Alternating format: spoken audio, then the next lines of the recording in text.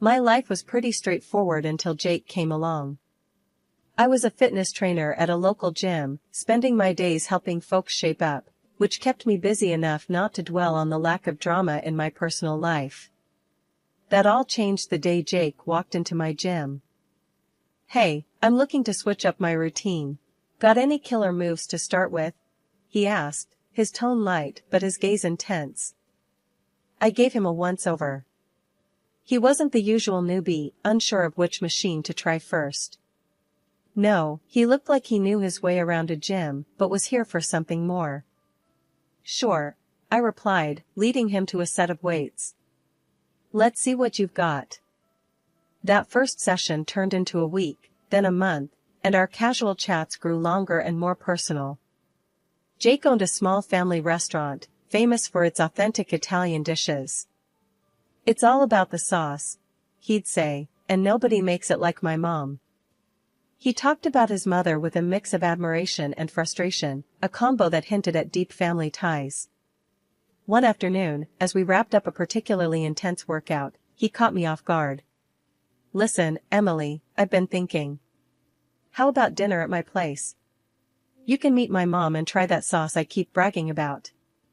I hesitated, more out of surprise than disinterest.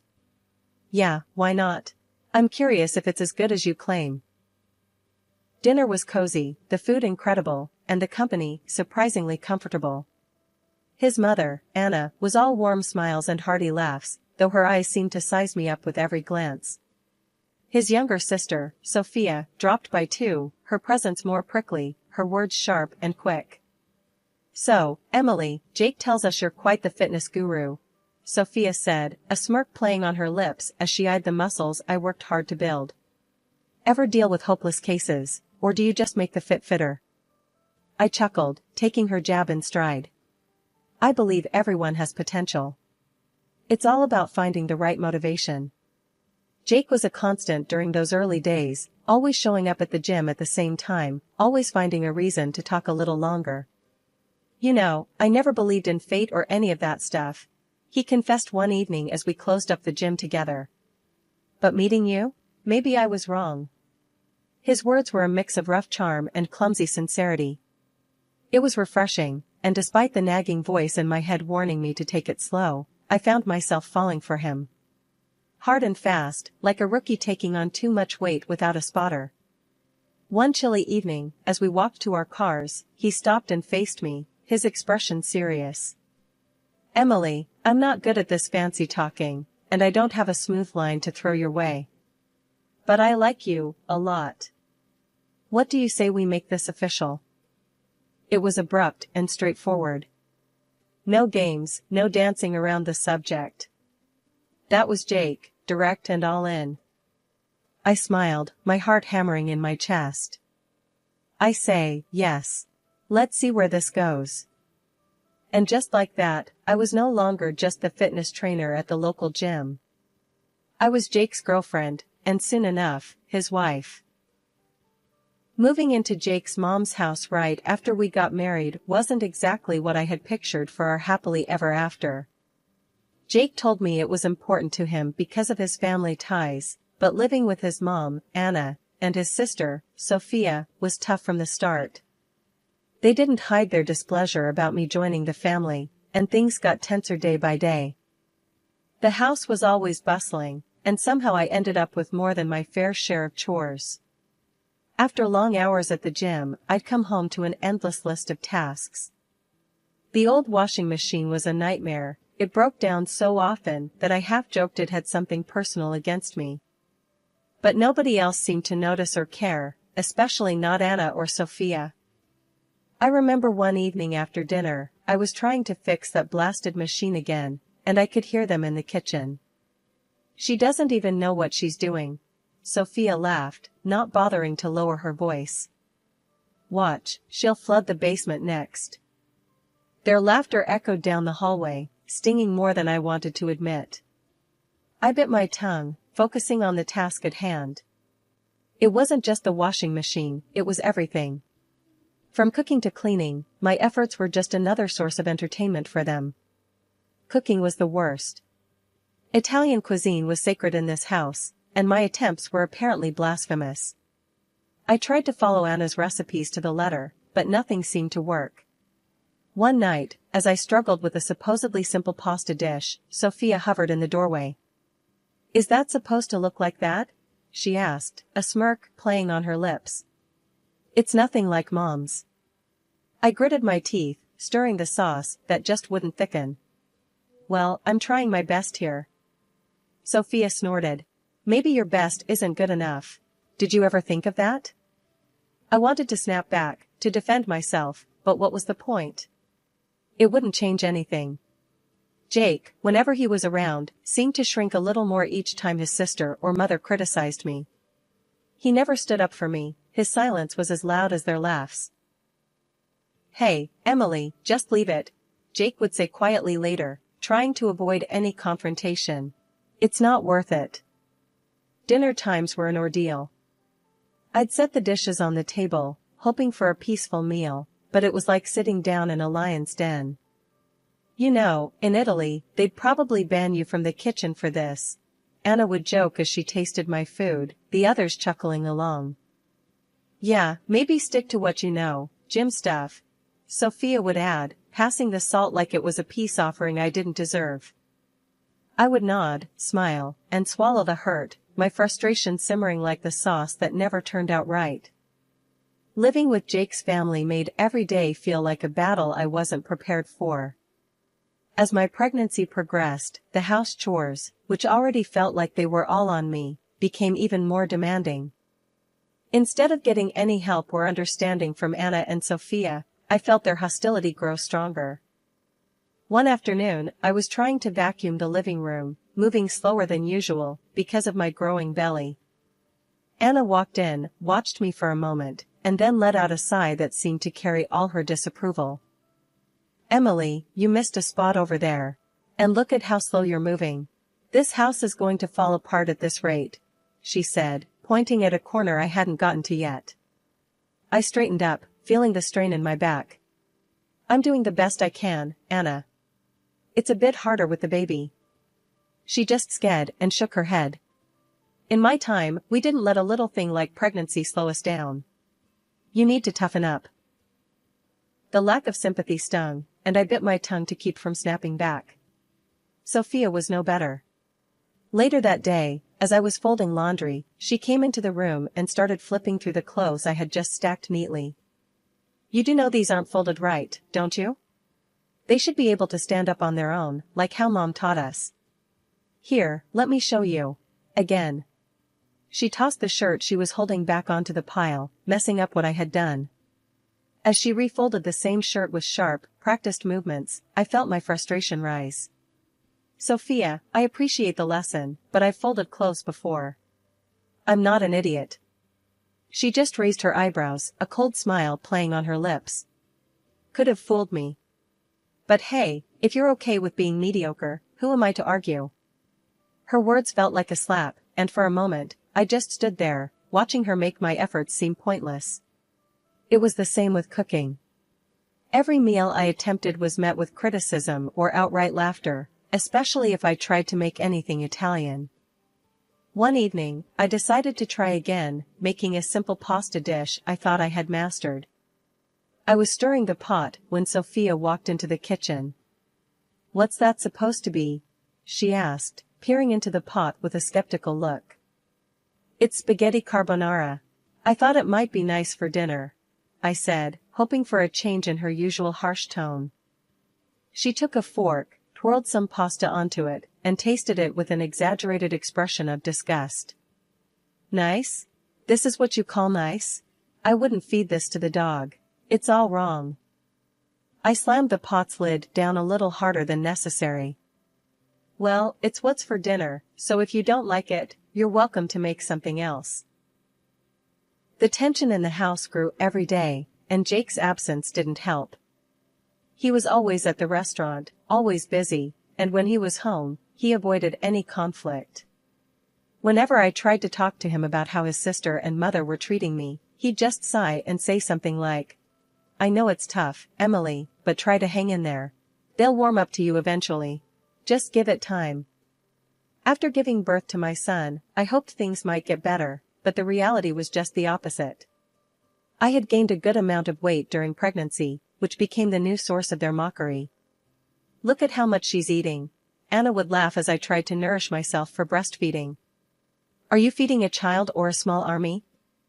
One day, while I was nursing my son in the living room, I heard Sophia mimic a cow's moo from the kitchen.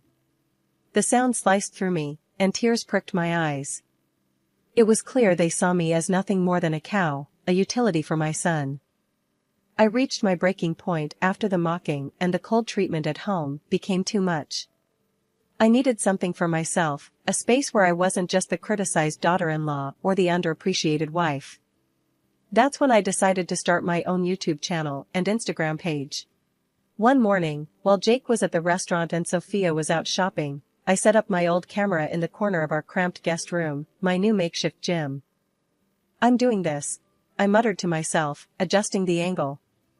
"For me, not for them." I started recording simple workout videos, ones that could be done at home, especially appealing to moms like me who couldn't always hit the gym. It felt awkward at first, talking to a camera, pretending I was speaking to an audience who cared about what I had to say. But soon, it became my refuge. The first few videos were clumsy, my commentary stilted. "Hey everyone, it's Emily here, bringing you a quick 10-minute workout perfect for busy moms. Let's get started." My follower count started to grow, and with it, my confidence. I invested in a better camera, learned a bit about lighting and editing from online tutorials. My little project was turning into something real, something entirely mine. One afternoon, I was recording a new video, a low-impact cardio sequence, when Sophia barged into the room. "What the hell are you doing?" she snapped, her eyes darting from the camera to me. "You turning our home into your personal TV show now?" I paused the recording, my heart pounding not from the exercise, but from the confrontation. "Yes, I am actually. It's something important to me. I need something of my own, Sophia." She scoffed, looking around with disdain. "You think you're some kind of star? Please, get over yourself, Emily." The words hurt, but I was getting better at handling her barbs. "Well, it's not like I have your approval for anything else around here. I might as well do one thing I enjoy." Sophia rolled her eyes and stormed out, but I didn't stop the camera for long. I resumed my session, my voice stronger than before. As my digital presence grew, so did the opportunities. Brands started reaching out to me, offering to send free products for me to use in my videos. Then came the offers for sponsored posts. The first time a brand offered me money to feature their product, I was in disbelief. "I can't believe they're paying me for this," I said to Jake over dinner one night, trying to share my excitement. "That's great, Emily," he said, though his tone was distracted, his mind on his restaurant troubles. "Just keep it quiet, okay? Mom and Sophia don't need to know about this." As I turned back to the dishes, a notification pinged on my phone. Another comment, another follower, another step away from the disdain and towards something beautifully ordinary, but all mine. "You're doing amazing, Emily. Thanks for sharing your journey," the comment read. My channel wasn't just a hobby anymore, it was a budding business, pulling in more cash than Jake's struggling restaurant. Soon, I was handing him $2,000 a month to cover the house bills, making it look like his contribution. Despite my success, Anna and Sophia still treated me like a freeloader. "She does nothing around here, just prances about making her silly videos," Anna would snipe when she thought I was out of earshot. Sophia was no better, echoing her mother's sentiments and adding her own barbs about how I should be doing more housework like a real woman. Then Jake's restaurant hit a rough patch. He came to me, looking more worn than I'd seen him in months. The restaurant needs a cash injection badly. Can you help out?" His eyes were pleading. I didn't hesitate, transferring $10,000 for what he called urgent developments. He was thankful, genuinely so, but it wasn't long before he was asking for more. "Just another $5,000 for the bills this month," he said softly, almost ashamed. I agreed, because I could afford it, and because he was still the father of my son, who he absolutely adored. but deep down, I felt the imbalance growing, not just in our finances, but in our relationship too. Life at Jake's family home was always strained, but it turned unbearable when Sophia got married and brought her husband, Mark, to live with us. The house was packed, and any semblance of privacy or peace I had carved out for myself and my son vanished overnight. Anna, never one to mince words, started calling me lazy and a parasite right to my face. "You do nothing around here," she'd snap as I tried to manage my online work while keeping an eye on my son. "Just taking up space." It didn't help that Sophia was now expecting her first child, and Anna made it clear they needed more room, implying that my son and I were in the way. "Soon, there'll be another baby in the house, and we can't have freeloaders taking up space," Anna declared one evening, her eyes darting pointedly in my direction. The atmosphere grew colder, and then, as if things couldn't get any worse, Jake announced he had to leave town for a few weeks to handle some urgent matters with his restaurant in another city. He packed up and left, kissing me and our son goodbye, oblivious to the storm he was leaving behind. I tried to keep things normal, taking my son to school and continuing with my videos in the park. But the day everything truly fell apart was like any other until it wasn't. After picking up my son from school, we walked back home, chatting about his day, only to find our belongings, suitcases, bags of clothes, and even my son's toys, piled up outside the front door. Confused and heartbroken, I rang the doorbell, only to be greeted by the cold faces of Anna and Sophia through the window. They opened the door just a crack, enough to speak, but not enough to let us in. "You need to find somewhere else to stay," Anna said, her voice harsh and unwavering. "What are you talking about?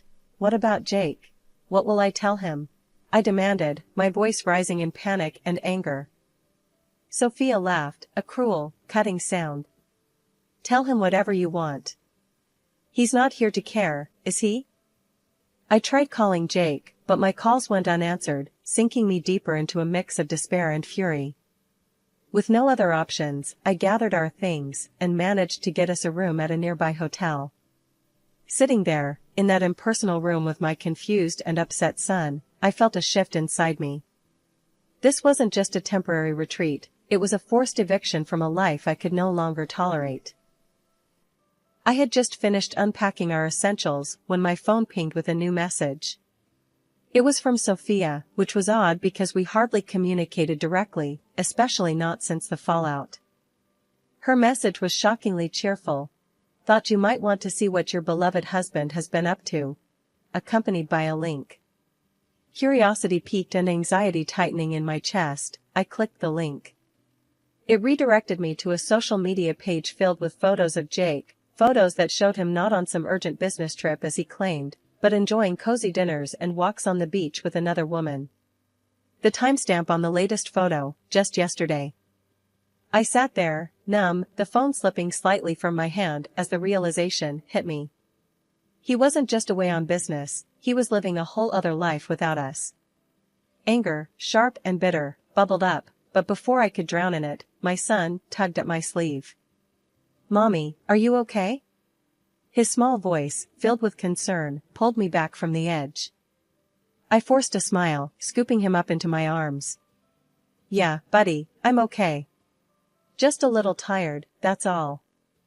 I sat there, staring at the screen, a mix of anger and betrayal coursing through me. All this time, I had been the financial backbone for his failing restaurant and for his family, who had just thrown me and my son out like yesterday's garbage. And here he was, living a double life at my expense. Over the next week, my phone was incessantly buzzing with calls from Jake. When I finally answered, his voice was laced with feigned concern. "Emily, where are you guys? I heard about what happened. You should come back. We have bills to sort out, and the restaurant needs more funding." His words made my blood boil, but I kept my tone neutral. "Sure, Jake. We can discuss it. I'll come by tomorrow." "Great, I really think it's best to handle these things in person," he replied, sounding relieved. Hanging up, I felt a cold determination settle over me. He had no idea that I knew about his affair, or that I had no intention of playing the forgiving wife who footed his bills. Tomorrow's meeting would be a turning point, and I was ready for it. Dropping my son off at school that morning felt like the calm before the storm. As I drove to my mother-in-law Anna's house, where I knew Jake, Anna, and my pregnant sister-in-law, Sophia, would be waiting, my stomach churned with nerves and resolve. When I arrived, Jake was obviously relieved and maybe even a bit happy to see me, unlike Anna and Sophia, whose faces were marked with discontent. Without wasting any time, I pulled out the divorce papers from my bag and handed them to Jake. His shock was palpable, his eyes widening as he scanned the documents. Anna and Sophia couldn't contain their initial reactions and began to smile, thinking this was their victory. That smile quickly faded when I addressed them. Don't be too quick to celebrate. You've been living off my efforts all this time. Jake's face fell as he admitted to them. The restaurant isn't doing well. It hasn't been for a long time. The revelation sparked immediate outrage from Anna and Sophia. They turned on him, their earlier glee replaced with anger as they scolded him for keeping them in the dark and for losing what they considered their financial safety net, me. Sophia, ever the brazen one, sneered at me. Well, since Jake makes less than you, he'll just have to file for alimony. How's that for justice? Jake perked up at this, nodding eagerly, as if it were some sort of twisted victory. I almost laughed at the absurdity. That's where you're wrong, Sophia. And Jake, I continued, turning to face him squarely. You won't see a cent for alimony. I know about the affair. The color drained from his face. How did you? Your sister sent me everything. Pictures, dates, places, I said, pointing to Sophia, whose face turned a shade paler. Thanks to her, I have all the evidence I need. What followed was a furious back and forth among them, a mess of accusations and denials. I let them drown in their quarrel for a moment before speaking up again. I'm also taking back everything I paid for. Every appliance, every piece of furniture. Their arguing ceased as the reality of the situation hit them. I had already arranged for movers, and as they began hauling away the refrigerator, the washing machine, the flat-screen TV, and even the fancy blender I had bought last Christmas, Anna and Sophia watched, their faces streaked with tears and disbelief. You can't do this. We need those things. Anna cried out, her voice breaking. I did do this, and I need them too, I replied, my voice steady but not unkind. The movers continued their work, clearing out nearly half of what filled their home. As I watched them take away the last of the items, a weight lifted off my shoulders. I was no longer tied to this house, these people, or their deceit. I turned back to see Jake, who now looked small and defeated, his dreams of easy money evaporating. Take care of your sister and your mother, Jake. That's your job now, I said, not unkindly, before turning to leave. As I walked away, I knew that this was more than just a physical departure, it was my final step out of their manipulative grasp, a move towards reclaiming my life and securing a better future for my son and myself.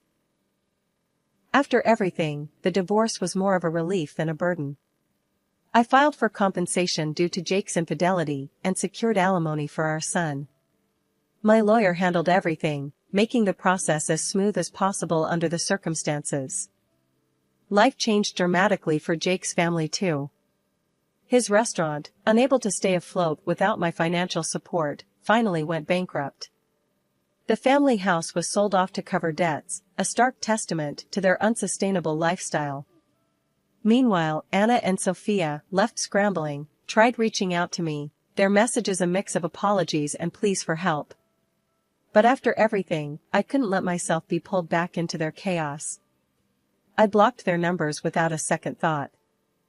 Sophia's husband left her, and now the whole lot of them, Jake, his mom, his sister, and her child, life crammed into a small rented apartment.